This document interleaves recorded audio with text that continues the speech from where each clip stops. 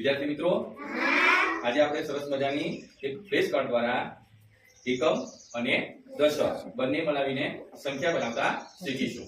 Okay, આ જે line છે એ દશકની લાઈન છે અને આ બાજુની જે લાઈન છે એ એકમની લાઈન છે. અહીંયાથી હું જે સંખ્યા બોલું એ પ્રમાણે તમારે દશકમાંથી અને એકમમાંથી જે તે લાગુ પડતી સંખ્યા અહીંયા વચ્ચે આવશે, આ વર્તુળની અંદર ગોઠવાશે અને એ પ્રમાણે સંખ્યા બનાવશે. સમજ્યા? ઓકે, ચલો હું સંખ્યા બોલું છું 25. કઈ સંખ્યા થઈ? 25. સાચું છે? હા. Very good. ચલો પાછા જતા રહો. ચલો 12. સાચું છે? હા. 12 એટલે એક દશક અને બે એકમ. આ રીતે આપણે આ પ્રવૃત્તિ થોડી વધુ કરીશું.